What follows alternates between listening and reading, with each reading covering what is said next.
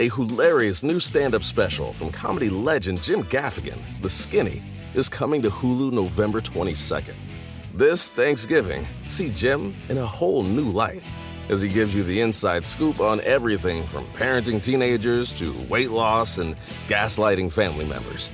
For everyone in need of a happy hour, the new hilarious stand-up special, Jim Gaffigan, The Skinny, premieres November 22nd, streaming on Hulu. The holidays are all about sharing with family. Meals, couches, stories, grandma's secret pecan pie recipe. And now you can also share a cart with Instacart's family carts. Everyone can add what they want to one group cart from wherever they are. So you don't have to go from room to room to find out who wants cranberry sauce, or whether you should get mini marshmallows for the yams, or collecting votes for sugar cookies versus shortbread. Just share a cart. And then share the meals and the moments. Download the Instacart app and get delivery in as fast as 30 minutes. Plus enjoy free delivery on your first 3 orders. Service fees and terms apply. Ask me, ask Iliza anything. It's time to ask. Ask me all your questions. Leave them in the Instagram comment section. Leave them on your Twitter or leave them on your Facebook. We'll see them, we'll read them, then we'll give you answers. You know it, I've got it. I've got the answer, you ask me. I'll tell you anything.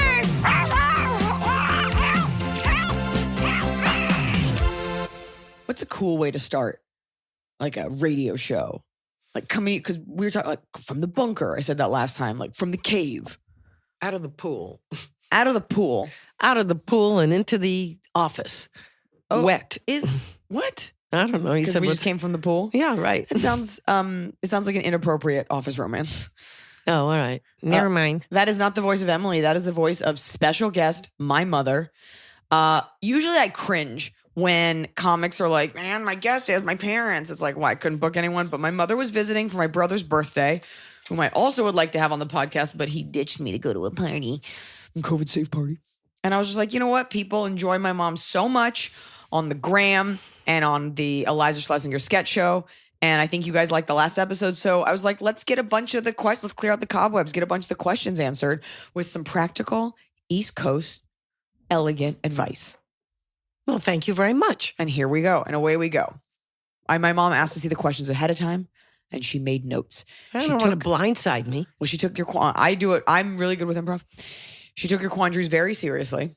Are you ready to answer a lot of questions about best friends and nursing PhDs? I am ready. Hi, Iliza. Anonymous. A little long, but I know... Oh, geez. Emily, come back and read. But you know you love context. So here you go. I'm a 36-year-old female. In addition to having her master's in public policy, very on brand, I'm also a mom to a 10-month-old with a full-time job in government affairs. So like just sex relations in the White House. Okay. I took a very decent maternity leave, but never considered not working. I also enjoy working hard. And although balance, quote unquote, is hard to find, being fulfilled as professionally is quite frankly my jam. So not important in the whole question, but you don't know that. I asked for context. All right. Because now we get some essence for don't good point. Snore at her. Good point. One of my closest girlfriends who I've known for more than 20 years is also a mom and has made the decision to quit her job and now works for an MLM. Mom, do you know what that is? Yeah. Oh, yes, I do. Okay. Selling makeup to her female friends and relatives and the occasional gay dude. I have no problem with her making the decision to be a stay-at-home mom, as it's arguably one of the hardest jobs out there, for sure. And women should be commended for it. But dealing with her being part of an MLM is so hard to swallow. Totally. Since she became a quote-unquote director for this company, her social feeds are filled nonstop with bullshit scare tactics to get people to buy this makeup. And she's basically become the suburban housewife pushing products that we all cringe at. I just said cringe to start the show. I'm listening to a song called Cringe, and she just said cringe. What are the odds? I think that's serendipitous. No, the universe is in alignment, even though I'm a little hungover. She has drank the Kool-Aid, and it's so hard to witness. It's impossible to have a conversation with her without having her bring up the brand or have her try to sell a product or use one of her company's lines about why we should switch to her brand and be with her team. All of our friends are well-educated and professionally successful, and we've worked so hard to be where we are in our careers. My question is it shameless for her to claim to be a savvy businesswoman when she's just part of a pyramid scheme, or am I just being too judgmental? 2, how can I politely tell her to fuck right off? No, how can I politely tell her that it's not right to brand yourself as an educator or a lobbyist when you don't have the training without hurting her feelings? I am all for women supporting women, but this seems to have gone a bit far. Mother? Well, first, a comment on MLM, multi-level marketing. The comment there is P.T. Barnum that said, a sucker is born every minute. If you look it up on take New Skin, which is a fairly old multi-level marketing deal. I remember which it. we all got involved in. And Did you? Yeah. And the only time you make money is when you sell the same crap to another person. And there is a sucker born every minute. Almost no one actually buys it after they bought their kit. Then they go and get another friend to buy it. And the deal about the kit is you're buying it 50% off. Now you can sell anything out of there. You usually wind up using that, but you don't buy more. New Skin realized that, so they started coming out with New Skin vitamins because that you have to get every 30 days. Right. Bottom line, the Chinese government sued New Skin for $40 million in reparations because it's fraudulent. You're not really selling anything. And if you look at it, Wait, what do you mean the Chinese government sued them? Somehow they got involved in China selling it to whoever's buying it Chinese there. people. And the Chinese people said, this is fraud. You're not really selling anything. And if you look at the figures of who makes money, It's weird because they're always like so ethical in business. 85%, you read it on the internet right now, 85% of the people that buy New Skin make nothing. Right. 15% or 17% make something. Now that she's a director, that means she talks a really good game. The reality of all of this is you're not going to challenge her. She doesn't care if you think she's not an educated lobbyist. Right. What lobbyist is educated? Yeah, Where do you by go the to way, school to be a a lobbyist is a party planner. Yeah, well, and that has a lot of money to influence you to do something. Yeah, but a lobbyist has no training. End of the day. I know this because I wrote a pilot about it. Oh, that's right. Yeah. Anyway, at the end of the day, it's not for you to say. It's as if, imagine it this way. She becomes a born-again Christian, and all she talks about is finding Jesus and being born again. And you are Jewish. I'm just throwing that out there. But she keeps telling you how you're going to rot in hell if you don't believe what she believes. Or you're just a regular Christian. It's the same Kool-Aid. If this is her belief. So that's what it is. I feel bad for her because you're reaching for the moon. She's You guys turn reaching your for phone the off, stars. Mom. Come on a professional podcast. Right in the middle of my At last least line. 70 nurses listening. Well, I knew you're the unprofessional one. I said that one line and you said it. It was really important for me to say in that last sentence. I do know that was your last line. Well, it doesn't matter. Okay. How was I supposed to know that? The Say it bottom again. line is you're reaching for the moon and she's reaching for the stars. Fact is, she's not getting there. And it's going to be sad because in a year or two, when she runs out of suckers, it'll be over. Then she'll have to start all over again. So her question is, how can I politely tell can't her tell that her. it's not right? Okay. You cannot. You cannot. What you can say is, you know what? It's not my jam. That's So what you got to just say. leave me out It's of not it. about, I think we see this a lot. What's bothering you is that her job is bullshit and she's trying to act like it isn't. She's Again. trying to sell you on something and you know, you're a smart girl. And so you know better. So you're kind of saying like, hey, do you think I'm this dumb? What you really want to say to her is, I see you and I see what you're doing. And I want you to know that I see what you're doing. But that will only hurt her feelings. Exactly. All you can leave do it is- alone. Say, just leave me out of Just it. say, please don't, I have my stuff. Right, Went to I'm fine. Walgreens, I'm fine. Exactly. That's all you can do. Right. Is it shameless of her to claim to be a savvy businesswoman? You know Let her what? say whatever she wants. She can say whatever she wants, but she needs to respect that you don't want it. Right. There's a documentary on Netflix, and I'm blanking on the name of it, but it's about, I think it's like doTERRA and like all those pressed oils, Yeah. and that marketing scam and how huge this is and how most people don't make any money at it. So don't hurt her feelings. What you want from this is for her to stop pestering you. That's it. No proselytizing. That's it. Yeah, no proselytizing. And by Good the luck way- to you. I hope you do well. New Skin's been around for 20 years. So somebody's doing well. Also, yes, she could be the one that does well, But and at the that's end- great. But it's not House going to of be your Cards. money, Right. Yeah. So that's fair. Okay, moving on. Yeah.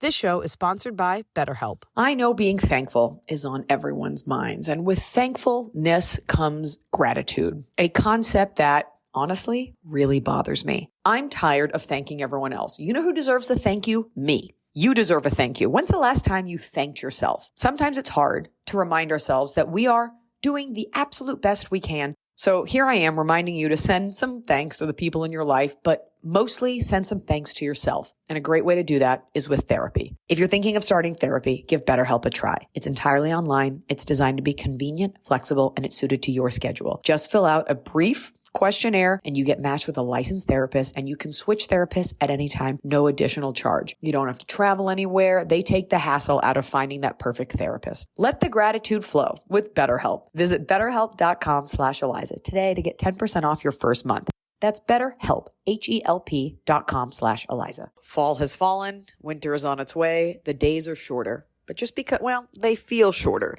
And just because the days feel shorter doesn't mean your to-do list gets any shorter. You still have to power through your busy days. And a great way to do that is with nutritious food from Factor's no prep, no mess meals. At the end of a short day in the fall or the winter, the last thing you want to do is have to cook. Factor has got you covered from breakfast, snacks, dinner, anything in between. Factor has easy, nutritious options to keep you fueled, like their chicken Florentine with spinach and garlic chili cauliflower. You bet. That's what I want to make myself at the end of a day where I am exhausted and my husband isn't home. Whether you like routine or you enjoy mixing things up, Factor has you covered with 35 different delicious meals every week and over 60 additional convenience options you can add on, like keto cookies, pressed juices, and smoothies. And because Factor meals are chef prepared and dietitian approved, you're going to love not only Factor's meals taste, but also how they support your goals, even if your goal was just making yourself dinner. Head to factormeals.com/Eliza50 and use code Eliza50 to get 50% off your first box and 20% off your next month. That's code Eliza50 at factormeals.com/Eliza50 to get 50% off your first box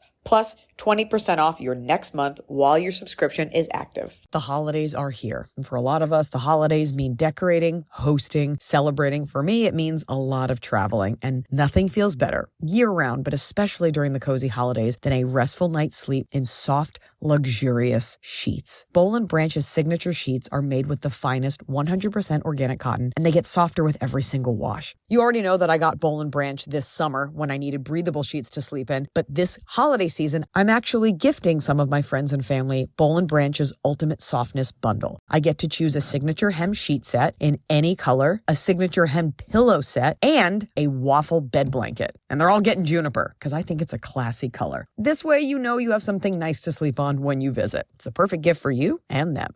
Gift you and your loved ones a better night's sleep with Boll & Branch. And right now is their best offer of the entire year. For 25% off plus free shipping on your first set of sheets, head to bollandbranch.com/Eliza. That's Boll & Branch, BOLLAND branch.com/Eliza for 25% off. Limited time only. Exclusions apply. See site for details.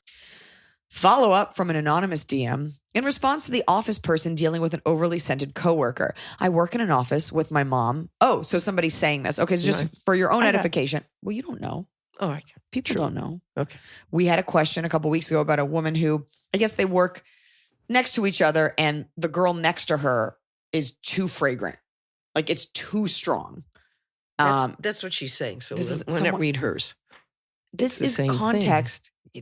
You're being a terrible guest. This is context because this is in reference to a question that was asked, so people don't know. So they don't know what we're referencing. What? It doesn't matter. She's just saying I have the same situation, but it's with my mother. So Yeah, but if I don't say what the situation is, go ahead, read it. You'll see what she says, and you'll see it's the same thing. You don't have to in say. response to an in-office person dealing with an overly scented coworker, Mhm. I was going to give a little bit more context because overly scented could mean bad body odor. Overly scented doesn't necessarily mean it's good. Doesn't necessarily Didn't mean we it's not decide body odor. scent was good and We odor did. was bad? We decided the word smell is bad. No one's like, ooh, come try this cake. It smells. I work in an office with my mother and I'm experiencing the same problem. She's still using some really terrible lotion from Christmas. Think those god-awful strawberry shortcake scented dolls. The plan. Squirt it out a little bit every day before she gets to work to expedite it running out. Then give her a better smelling lotion. Didn't have another outlet for this thought. You guys make me look forward to my Wednesdays. I love that. I love that sabotaging her supply. You could do that, but then she's liable to go out and buy some more. What if she goes, she's like, oh, at Here's the Hobby thing. Lobby, they have a whole bin of it. She also said it's cheap. First off, never tell your mother that she's wearing cheap perfume. You're insulting her. She thinks it's nice. She's not wearing, it's not a perfume. It's a lotion. You can be like, Mom, that lotion. Either way, it's Okay. a scent and it's a cheap scent. Yeah. Never say that because you don't know what her income is. You don't know what expenses are. And that's just insulting. So leave that out. That's the first thing. Now, there's Wait. 2 ways you can go with this. Okay. One is you can be really obnoxious, buy some cannabis scented perfume with a cannabis candle and layer it on. And then your mother will think that's nauseating. And then that's similar to when you pull up against a car who's blasting some rhythm beat and you just come Some up right rhythm next beat. So, and you pull up next and throw on opera and see which one can be louder. Neither Dueling way of smells. those, that doesn't work. The reality is I have a girlfriend. She wears opium.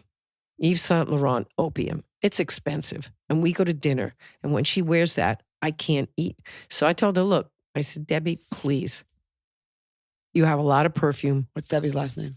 Stop. Okay. When you have a lot of perfume, when you're going out with me, it's not like a surprise. Please wear something else. So you could say to your mom, there's something about that lotion that you're wearing that is making me nauseous. Can you pick another one? Or wear none. Or wear none But scented that's if you your need mom, lounge. not a coworker. Right. And So say, the Mom, initial it's making me not feel well. Hey, Eliza, Emily, and Tianfu, my boyfriend and I have been Sorry. I had a okay. You know what? Have been together for over 3 years. He's really amazing. And I'm hoping to spend the rest of my life with him. The challenge I face sometimes is that his family only speaks Spanish and I only speak English. So family gatherings, which happen often, are not the easiest. His family is so kind and welcoming, but I feel like I'm not doing enough to connect with them. Other than learning Spanish, which I'm trying to do, what can I do to connect with them, communicate more with them? Thanks for the advice. First, do you live in America? Primero. Probably you live in America. The language here is English. It's actually- It is not on you. Let me just finish. Oh, I just want to say there's no official language. But it is, okay, it is English. The language of the country is English. All right. And it's not on you to learn Spanish. It's on them to learn English. However, they see by the way you talk to their son, the way you look at their son, and the way he looks at you and how you interact together. That's all they need to know how much you love him. And that's what's important. The fact that you two can't speak to each other, let them figure it out. You're muddling through some Spanish, and that's showing you give it the good old college try to say hello and a couple of other things. Yeah. And they're happy about that. You're not going to sit down and have a whole deep conversation. If they want to learn English, let them, because they're isolating themselves right now. And that's pretty sad. I think they're probably trying to learn English, and it's just that you're both kind of not there yet. I definitely have people in my life who don't speak English, and you kind of get through it. Human emotions are all the same, and what we want, and if we all kind of do the same things anyway. So no, you're not going to watch a telenovela and get what they're talking about. Yeah. But helping cook, you understand if she's telling you to chop something. You understand if you bring a cake. They understand, knowing a couple words. And plus you have the son to go through, but it's really about your relationship with the son. Also, I know you want to spend the rest of your life with him, but your priority is your relationship with him. As long as the mom is cool and she's not a B and you're not a B, it's all good. That's Immigrants right. have been marrying each other for thousands of years. Right. You're okay. Where's number 3? Oops, that was number 3. What'd you label for? Okay. Hey, Eliza, love you. Her name is Ashley. Your Netflix specials have gotten me through this quarantine. Hoping to see you in Denver this year. I'm 31. I'm a single mom, a recent leukemia survivor. I've recently dipped my toes into the online dating world and quickly remember why I gave it up before I got sick 3 years ago. How did you know you found a good man and weed out the moldy, rotten apples? 99% of the messages I get consist of something to the effect of, wow, how big are they? Yes, I am a triple D, by the way. Jealous. Or dicks. How did you get through this shit show that is dating apps? Any help, advice, insight would be so helpful. P.S. #fried shrimp is the best sign off for the quick dick pic idiots. Well, Mom, do you want to handle the online dating question? Yeah, wear a blouse with a jacket. What? This is the point. If you are a 36 triple D, that is quite large. What? I'm just... that is not small. And if it's what you're wearing is giving them cause to go, wow, how big are they? You're showing them off. Would you want to see a guy wearing super tight pants where you actually saw a huge bulge in his pants? He would be showing that off. You are showing that off. You may not be thinking, but that's like that baby dance thing. Hold on. When you say, I'm just dancing, I'm not They being don't know the sexy. joke yet. But the point is, you don't need to just show your face and your shoulders. That's all. And then move forward from there. You don't. What you're wearing is probably something low cut or something tight, and you know that you are. If you don't know that, that's a whole other story. So you're lying to yourself about that. I'm not saying to hide your body, but That's what you're going to get straight off the back because they don't know you. They know nothing about you, but that's the one thing that stands out. Is that what you want? You want to attract people for that reason? No, Yes. of course you do. I actually disagree. Fine. I want you to wear a big plunging neckline. And then when they say, wow, how big are they? Don't be offended. Well, here's the other point. Let's say she's not. Let's say she's just wearing a tight t-shirt, normal t-shirt, just like let's say. She's not. Okay. You But- wouldn't notice it otherwise. You would. You definitely would. If you've got like a tiny waist and you've got these big tits. But let's say she's wearing the plunging thing, whatever. Online dating is extremely competitive and people are scrolling so fast and people don't write back. You want to use what you can to all you have are your pictures. Well, that's what she's getting now. But- People saying, wow, how big are they? That's the first thing they notice. Okay, let me say this. I have big boobs and I wore tank tops and I had bathing suit pictures in my one profile I ever made. I never got a wow, how big are they? So I would say to you, I don't know the apps that you're using. And I've been married for 3 years and I only did the one app. So I don't know like which ones are trash, which ones aren't, ask around. I don't think there's anything wrong with physically putting yourself out there. But I bet by the way, I will post a picture of me and my dog and I will get just the most horrible things said to me. So while you're increasing the likelihood of that by just being a woman and having a body and being out there, I do think you're going to get some good with some bad. And you can report these guys. I get dick pics and I talk about my husband and I am usually not even in like a bathing suit. People send me dick pics. Okay. So unfortunately, I think it is just you do want to physically get someone's attention, just like you want to wear a beautiful dress into a room. You want to be like, hey, I want you to look at me. This is part of nature, especially online dating where they're scrolling through. You need to do something that separates you from the girl next to you. So How about your pretty face? maybe she does that. By the way, it could be her face in some of them. And then in one picture, she's like, and here's what I look Well, like. then don't keep that picture in there if you don't want to have those comments. I think she's still going to get those comments because I'm saying even I get those comments and I am not posting those pictures. I remember, I think I told you this when I would go to work in New York City when I was like 21, 22. If I came out of the subway and I was wearing like a V-neck and there would be all the construction workers above working and they would, all these cat calls and screams and whoops and because I was wearing a low-cut thing. The next day, if I wore a suit or a blouse that was buttoned up, I got nothing. It was the same person, but men will be men, and that's the thing they're looking at. But I also want Are to those say the that- guys you want to go out with? No, she doesn't. But you're saying you're annoyed by them writing that. It's going to happen. And then you'll get a guy that doesn't say, wow, how big are they, but is attracted to you, and that's okay. Doesn't too. sound like she got that, though. They're all doing that. Wear something else, see how it goes. To see how it goes. Right. Wear something else, see how it goes. You asked for mom's advice. There it is, folks. Did you label number 5? Is that a 5? Yeah. Okay. Looks like a beak. I'm bird so beak. sorry. Hi, Liza and Emily. I love the dynamic you have together on the pod.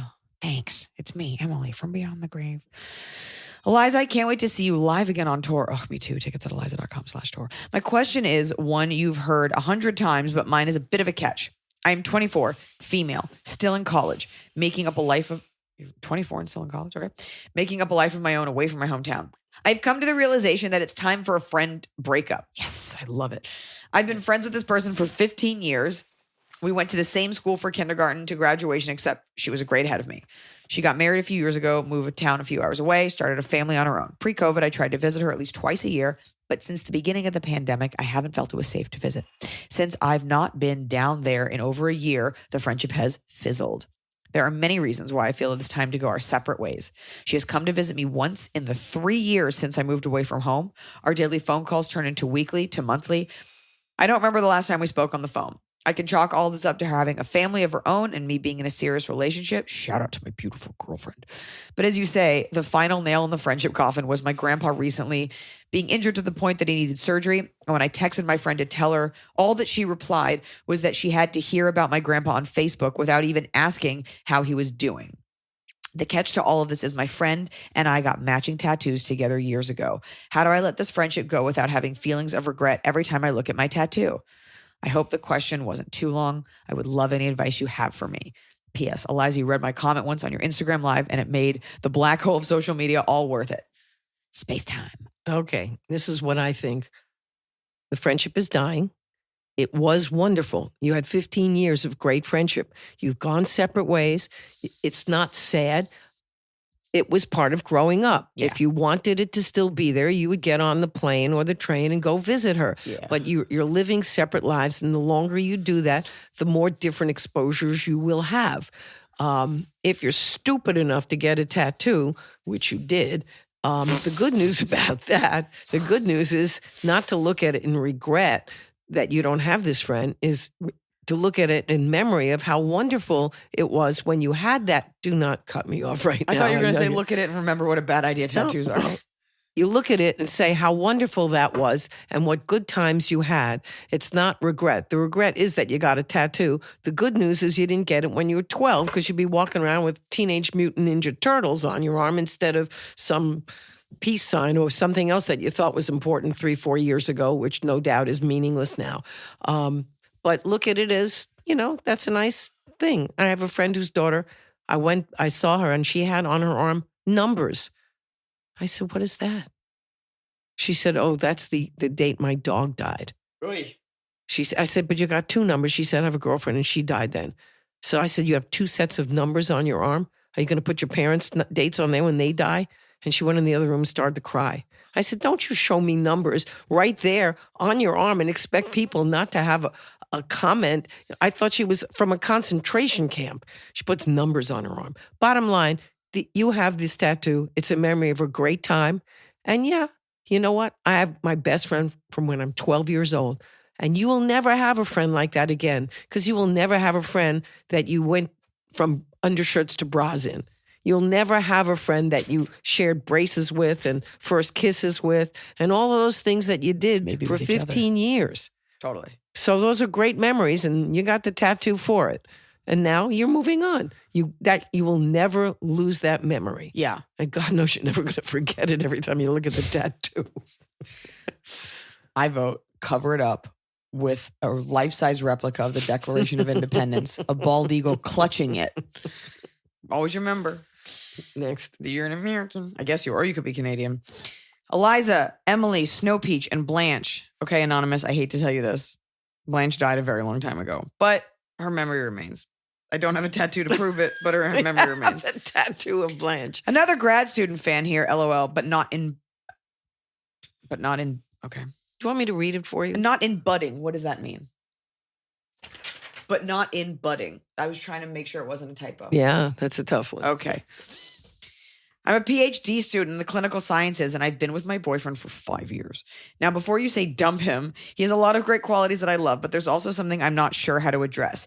He's historically made small digs about my education and education in general, saying things like college doesn't mean anything. And when I say, how can you say that to me? He usually says, well, yours is different, or something to that effect. Recently, it's been more personal. And when I bring up something from a lecture or something I've been researching that's relevant to our conversation or that I'm passionate about, which isn't very often, he will say things like, why do you have to use such big words? It makes it seem like you're trying to sound smart, and it's unnecessary and annoying. By the way, unnecessary is a big word. For context, it's words like proliferation when talking about brain cancer and the ketogenic diet. Anyways, these digs have been happening more and more. This is just one example, but the criticisms span the way I talk about what I'm passionate about, academia in general, professional attire, etc. More context. I'm in a full-time position in healthcare science, full-time PhD student and adjunct facility. My entire professional future will be quote unquote big words and quote unquote professional attire. And I'm not sure I can take what feels like belittlement forever. He doesn't have a college degree, but is successful in his career as a male stripper. That's not part of it. Any advice on how to approach this is appreciated, as I feel like I've said multiple times that his talking down about my academic and professional path is hurtful, but he has lots of other amazing qualities I truly love. Okay, here's the thing. Dump him. First of all, there's an expression, show me your friends and I'll tell you who you are. Take a look at your friends. Take a look at his friends. Where are they? Where do they live? What do they do? Look at your friends. Where are they? What do they do? Do they match together at a party? Or is this guy just such an incredible lay? However, you are going for this advanced degree and you use sesquipedalian words. And at the end of the day, he's the smarter one because you're an idiot. You're the one that's so ensconced in all of the what is that word? The narrow atmosphere up where you are. And all the people you will be with are like that. That's not him. The part of you that's an idiot is that you don't see it and he does. That's the reality. You're academically smart, but you're not socially savvy the way he is. He's telling you, maybe bed is great between the two of you. He may be really centered and fabulous, but if the way you talk bothers him, and the way you flaunt that with your friends, you will never have a social relationship with him and his friends. And you have a choice. You can either break it off now or wait until you get married, have kids, and then get divorced, because this is not happening. Yeah. Just telling you. That's great that he's hot, because that's obviously all this is. Thing. Also, he's making you feel bad. And by the way, as someone, I have gone out with guys who have been like, she's too smart for me. And I'm like, okay, bye. The truth is, and I'm like, I'm not a genius. I just speak well. And I think it makes him feel small. I think it makes him feel intimidated. And I think it makes him feel insecure. Yes, and methinks you are right. Methinks intimidation, when a man is intimidated and when a man feels threatened, it is uglier than a drunk woman. A guy who feels threatened by a woman's intelligence, it manifests itself in really bitchy, ugly ways. And this will not stop. And this will dim your light. And you will look back out the door. Yeah, please. Out the door now. It doesn't matter how hot he is. Like, maybe you guys can like hook up for fun, but this is not the out guy. the door. Maybe just hook up. Sorry. Maybe they'll hook up one more time. Maybe just when they're drunk. It's sad, but you have to face the music. Or just, have a party at your house and tell him to bring his 5 best friends, and you bring your 5 and see how that goes. Great, let me get a shit shine and shave. When the party is over, you switch partners and have sex with all his hot friends. No, when the party's over, that's how you ease out of it. You'll say, this isn't working, is it? And he'll go, no, it's not working. That's the reality of it. Yeah. It's a kind way to break it off. Tina. This is from Tina. Okay. I have a wedding-related question that I'd be curious to know what Iliza would do in my situation. First, my wedding is still 3 months away. It was supposed to be last summer. Shout out to my fellow COVID brides. Replanning a postponed wedding is not the most fun. I just sent out the invitations last week. I've already started getting registry gifts sent to our house, and my fiance feels like it's not appropriate to open them this early. However, I don't want a ton of crate and barrel boxes piled up in my living room for the next 3 months, and I don't want to be overwhelmed by opening everything at once after our wedding. I didn't anticipate getting this many gifts this early on. Normally, when I attend weddings, I either bring a gift with me or I mail it to the couple a few days before.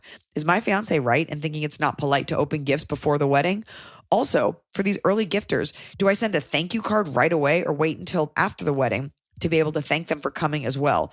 Or should I send 2 cards? No, you don't thank them for coming to the wedding. Exhausting me already. You don't thank them for coming to the wedding. You paid for it. That's not a thing, by the way. I don't want to spend so much on postage and thank you cards, but I also don't want the early gifters to feel like I'm being rude. This is so simple. Open the gift. Open the gift. Send it. Send Thank the you card. note. Done. They'd like to know that you received it. That's all they care about. There wasn't a mix-up. Open the gift. You may, excuse me, you may set it aside to not use it. Sure. And that's fair because you're saving it for your special day. So it might be a dozen glasses, a dozen plates. Just set it aside, put it in the cabinet, write the note. Write the note immediately. I open them because what happens is as it gets closer, people send gifts. You'll get gifts before, you'll get gifts after. The second I got the gift, I would write the note and I'd send it out. So I never forgot. You do not send a thank you for coming to the wedding card. No. Nobody needs that. No. Your fiance, I know he means well, but that he is wrong. Open the gift, send the card. Right. Just don't use it. And that's the nice compromise with the fiance. We're opening it. No, Use it. But you may decide. You want a rice cooker. Okay, that's up to you. Send the thank you note because people need to know that you got it. They Yes. know you like it because you picked it. Yes. That's the other thing. A hilarious new stand-up special from comedy legend Jim Gaffigan, The Skinny, is coming to Hulu November 22nd. This Thanksgiving, see Jim in a whole new light as he gives you the inside scoop on everything from parenting teenagers to weight loss and gaslighting family members. For everyone in need of a happy hour, the new hilarious stand-up special, Jim Gaffigan, The Skinny, premieres November 22nd, streaming on Hulu.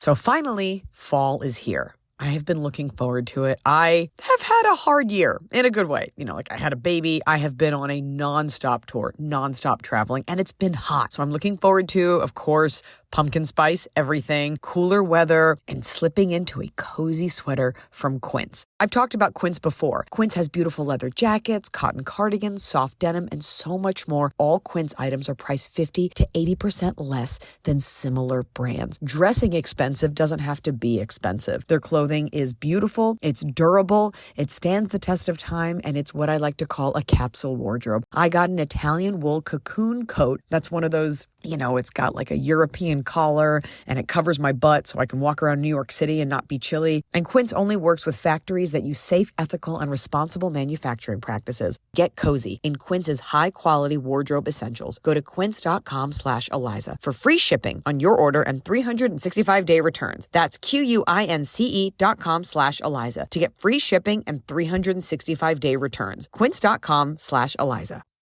Anonymous. And you say, yeah, right. She said she doesn't want a bunch of Crate and Barrel things. Yeah, I get it. Doesn't matter if it's Crate and Barrel or Walgreens. The fact is you don't want boxes all over the house. So unwrap it, make a note, and you know what you should do?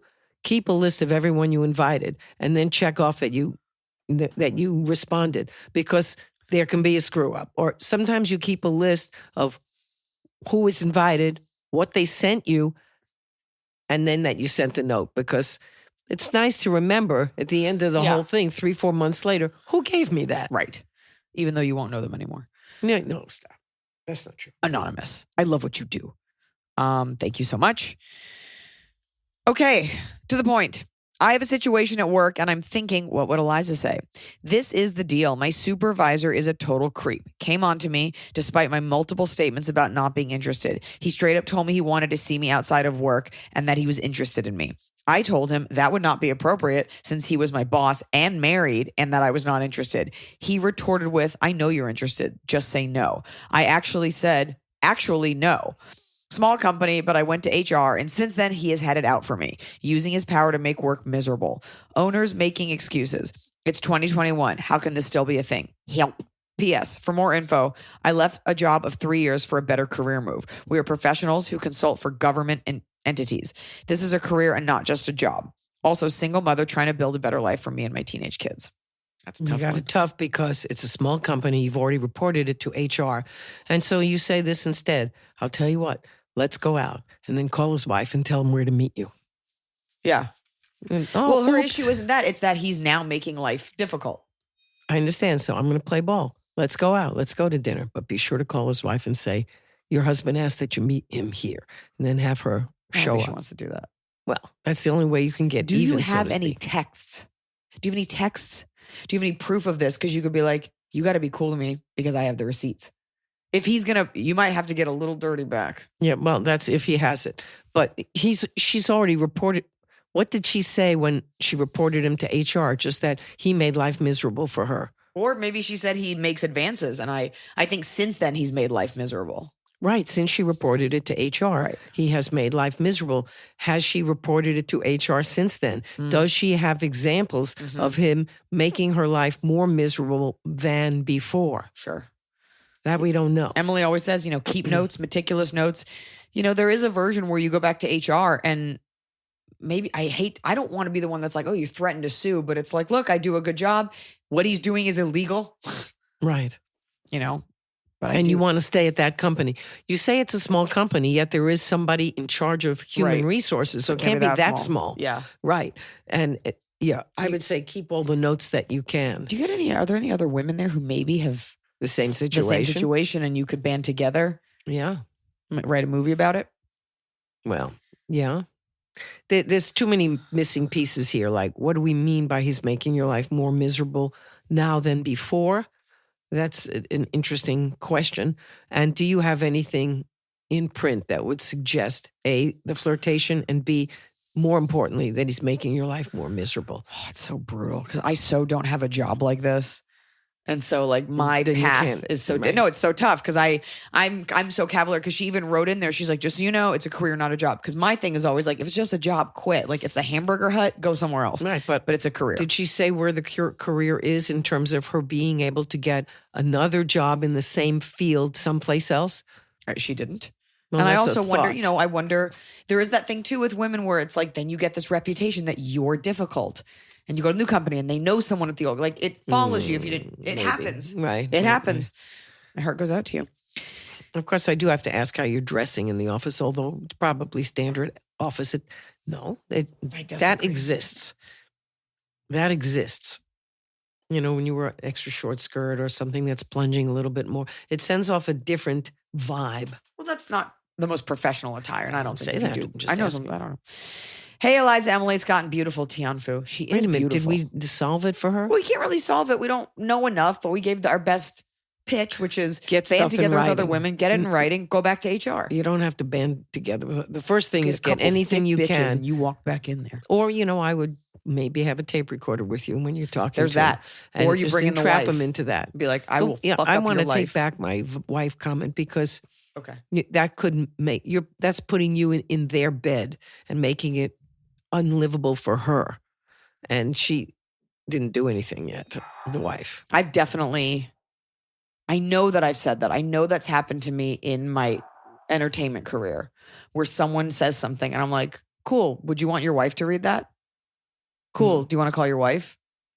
Well, you got to have it either a tape recording or on I wonder if paper. he's still hitting on you or if he's just being an asshole. Hey, Eliza, Emily Scott, and beautiful Tianfu. Please acknowledge how beautiful she is, Mom. Yes, She's beautiful. hands down. She's a beautiful baby Furry baby. for a baby girl. I got Boneless married. beast. Boneless beast. Yes. Would you go on, please? I got married October 3rd, 2020. We had a super small wedding of 25 guests because of COVID, but originally had planned on 200 guests. We're having a party when this is all over. Thank you for that aside. My sister was my maid of honor, and I had one other bridesmaid. My sister did absolutely nothing. She never planned anything for the three of us to do. She expected me and the other bridesmaids to do it. On the wedding day, she did nothing to help, drank way too much, went up to the buffet before us, yelled at the musician because they weren't playing songs her and her boyfriend wanted, and then left without so much as a goodbye. Ugh. I haven't spoken to her since, but have been thinking about reaching out. Recently, my husband and I have started our own event planning and design business. I know, shitty timing, but eventually people will be able to party again. My sister saw our launch announcement on Facebook and laughed at us.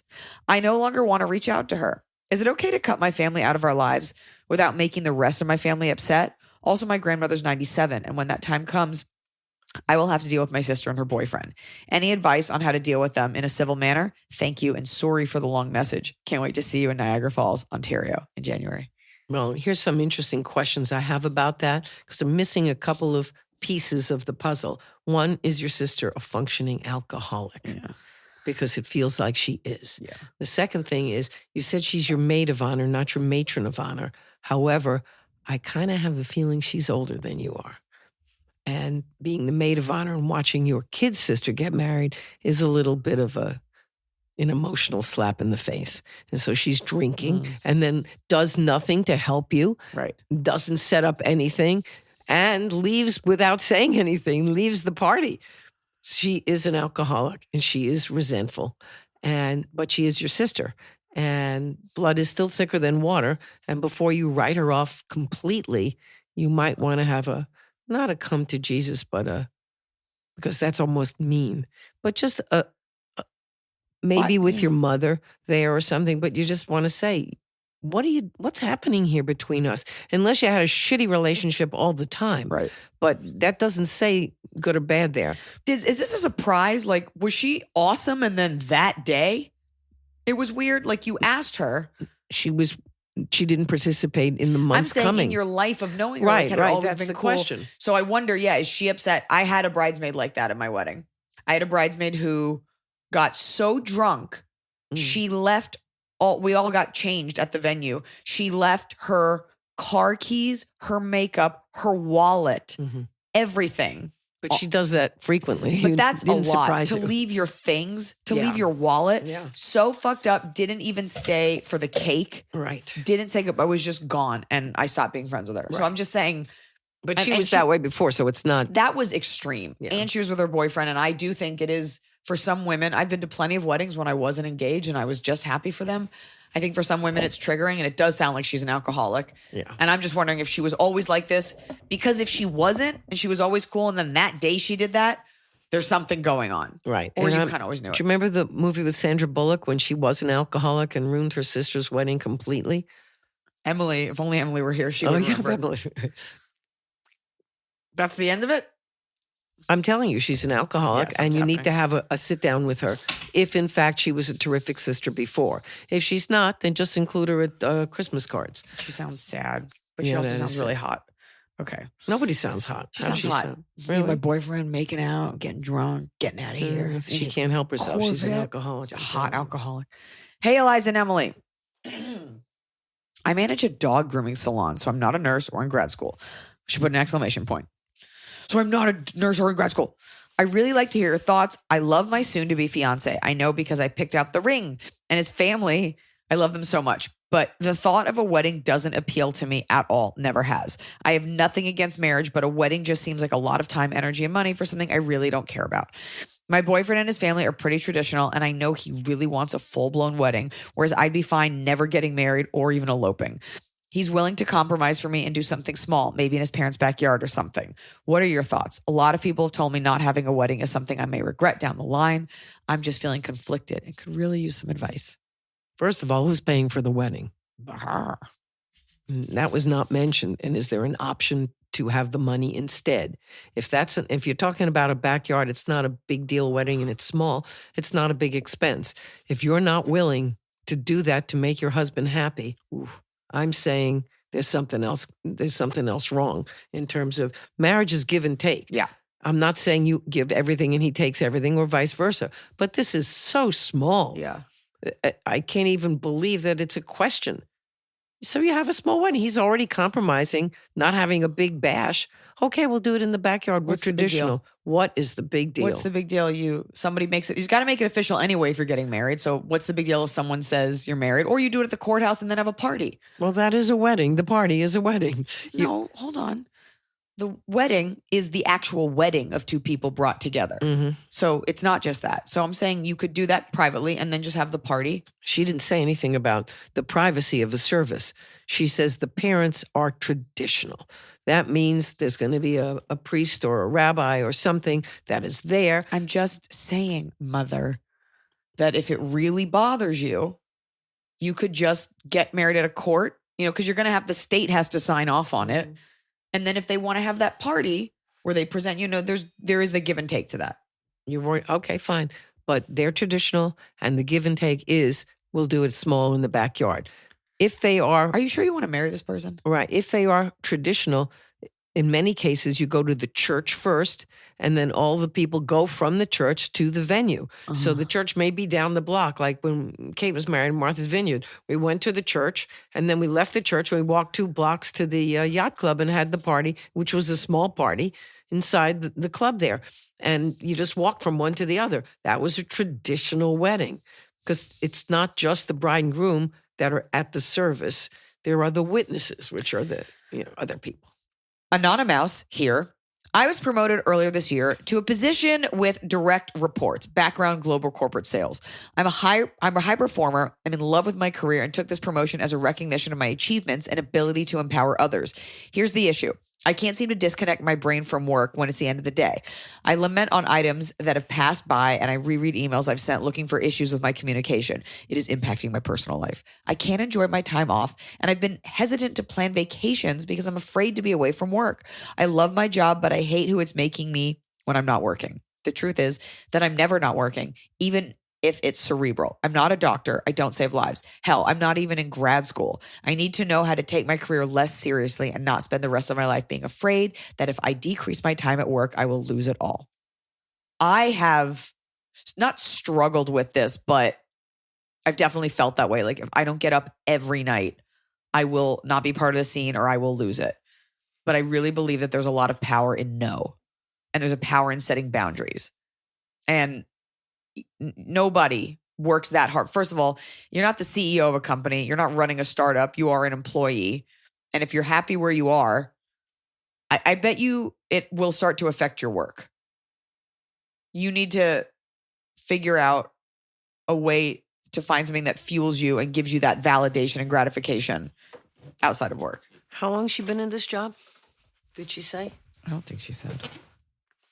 She just can't disconnect. I'm kind of getting the idea that she's not secure in the job, that she's worried that she didn't do a good enough job. And do you remember when you first came out to Los Angeles and you called it the waiting room? Because you never wanted to go on vacation, never wanted to go any place because that would be the time that they would call you and then you wouldn't be there. It feels like the more secure you get it is the more you can say no. Yeah. There is a she's power not in in I'm that out of the office now. I'm not checking my email today. Right. Things can wait. I check every email every minute. I always get back to people. And what I realize is if I don't do that, they're still going to trickle in as slowly as they do. And people will wait for you. Yeah. If you're good at your job, people will wait for you. You need to set up your boundaries. Yeah, she's kind of nervous, maybe a little obsessive. Yeah. Like, was she that way in school? Did she always reread her what do you call a dork in school? Yeah, no, rereading to make sure that everything is perfect because it never is. And is that part of her personality? It's kind of the thing where like your anxiety, we see all those memes like your anxiety at night, you go to bed and you just kind of like rethink about all of those comments you made during the day. The email is fine. Like everything's fine. It seems like more than anything, you do need a vacation or an outlet. And I bet the second you take it, right, you'll be like, oh my God, what have I been doing? Or you go away on vacation and you still can't get rid of it. You keep thinking about it. I think you almost need to put the sign up on your door that says, I'm good enough. I also think that you're not where you want to be. Yeah. Because there's that thing where you get where you're like, oh, I got to stay there. But you know, it's like you go to a show and all the younger comics, you know, like sometimes they're shitty to each other. Nobody wants to get any feedback. Like it's kind of this rat race. And then the higher up you get, the more secure the comics are. Like Patton Oswalt's not sitting there like, God, I hope that they like me. Well, maybe I hope that they like me. And I really hate that guy. Like they're nice. It's easy. The more successful people are, they tend to be a little bit more relaxed. Yeah, you even get that vibe when you listen to Jerry Seinfeld or Jay Leno or any of those people. They're not in a rush. They already made it. They know. They don't have to stab anybody in the back to get something. Yeah, or they're on, we don't know. But act like you've been here before. Give yourself a break. Act like you've been here before. Yeah. Yeah. Act like you've left the house before. It's time for Top of the Cob. It's the top of the cob. We're doing it right every day. You just take a bite. Top of the cob. My top of the cob. Well, you go first. You're the mother. Oh, my top of the cob really is coming to see your house. Thank you. Okay. And my bottom of the cob is being here. No. My bottom of the cob. Gee, I had it right before. Oh, my bottom of the cob is leaving. Okay. That's broad. Well, oh, no. My top of the cob was arriving at the house, seeing your house for the first time, and seeing you for the first time in 1.5 years. Okay. Smelling you, as I told you. What do I smell like? You smell like you. That's right. It's Whereas delicious. I've seen you on FaceTime, but that's not the same thing. You don't get smell-o-vision. No smell-o-vision. My top of the cob is not as sentimental. It is roasted garlic. That's a top. Which I probably smell like now. Noah made a whole thing of garlic confit. And I came home after my shows and I went out with some friends. I was very drunk. And I just sat in the kitchen eating roasted garlic with salt on it and a pickle out of the container. Garlic and a pickle. My toot smelled weird. But it's tasty. It's very satisfying. A little sweet. Garlic and a pickle? Well, there's a half sour in there. Is like there a baton to jar. a pregnancy thing on this? I'm not pregnant. All I'm right. just a total pig. Bottom of the cob is I ran my hour twice in Hollywood, and it's at a roofless venue, the Whitley. I'm sure many of you have seen me there. And there was a protest outside, and there was a helicopter over me for like 15 to 20 minutes of my second set. And it was like one of those dreams where you just can't get to class and like it won't end. That's what that was. And it's just a heckle from LAPD for 15 minutes, and my spirit left my body. And I don't know what I said to everyone, but I think it worked. Everyone had a good time. But that was a very special kind of brutal. In fact, somebody posted on your Instagram, Iliza versus the LAPD. It was a lot. It was a bit much, boys. Mom, bottom of the cob is leaving, you said, right? Bottom of the cob is tomorrow. Tuesday morning. It's going to be my top of the cob, I'll be honest. It probably will be. Oh, man. No. Well, that's my mom. Those are our questions. Those are the answers. Click, like, subscribe, and we'll see you next Wednesday.